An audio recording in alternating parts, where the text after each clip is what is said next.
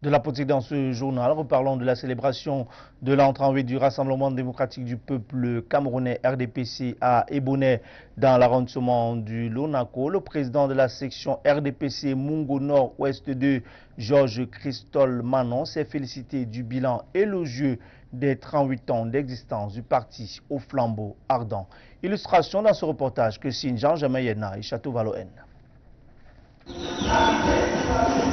Même Dame Pluie, qui s'est invitée à l'anniversaire à Ebonnet, dans l'arrondissement du Lonako, n'a pas freiné la détermination des militants et militantes du RDPC, section Mungo Nord-Ouest 2.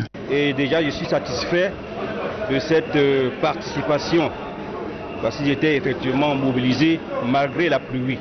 À la Maison de la Paix et de la Culture d'Ebonnet, les militants et militantes du RDPC ont dressé un bilan satisfaisant des 38 ans d'existence du parti au pouvoir. Le bilan, pour nous, il est plus que positif, puisque depuis les temps immémoriaux jusqu'à ce jour, le RDPC a toujours été le parti chouchou des enfants de cet arrondissement.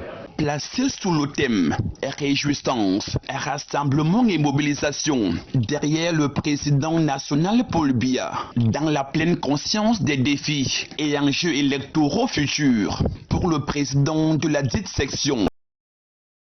Maintenant, il n'est pas question de traîner le pas, bien qu'ayant enclenché de bons points.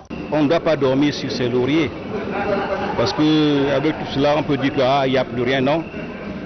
Et c'est le message que j'ai tenu aujourd'hui à adresser à mes militants, leur dire que nos victoires ne doivent pas nous faire dormir. Le RDPC n'est plus seul. Donc nous devons prendre conscience de cela pour nous préparer aux échéances futures.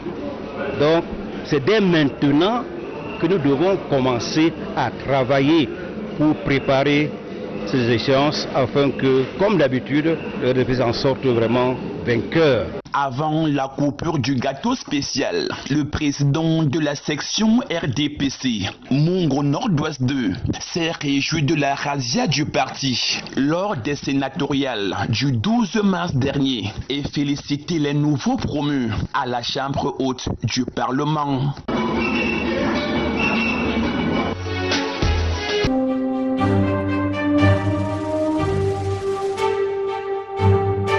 LTM, la télévision du monde inspirée par vous.